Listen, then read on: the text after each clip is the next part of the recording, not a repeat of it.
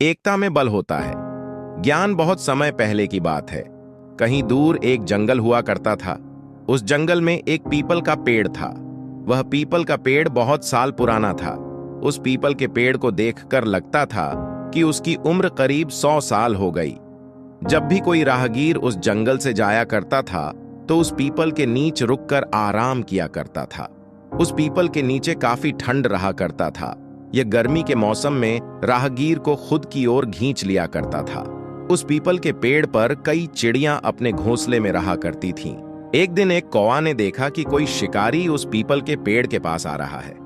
कौवा जल्द से पीपल के पेड़ के पास आया और सभी को शिकारी के बारे में बता दिया।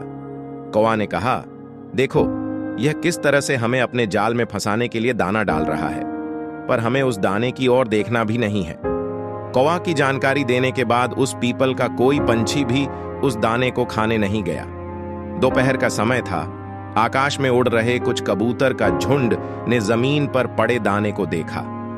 भूख एक ऐसी चीज है जो मौत की कुएं में भी डाल देती है।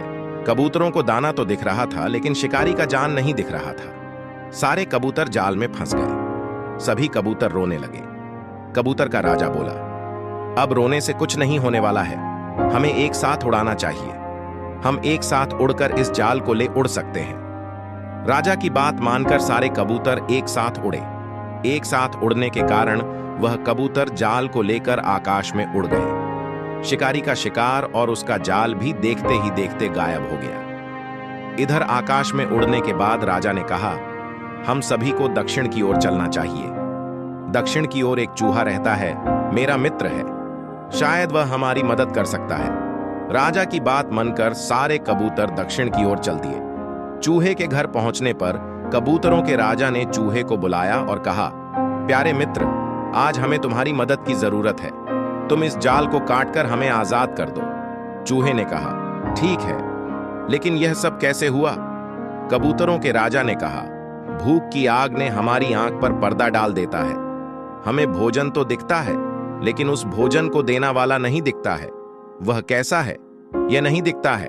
चूहे ने कहा, ठीक कह रहे हो। चूहा जाल को काटना शुरू कर दिया। कुछ समय के अंदर ही चूहे ने सभी कबूतर को जाल से आजाद कर दिया।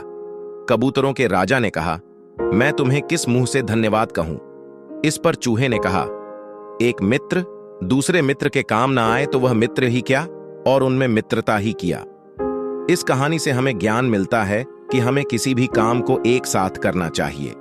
एक साथ मिलकर किसी काम को किया जा सकता है, इसलिए एक साथ मिलकर कोई भी काम करे।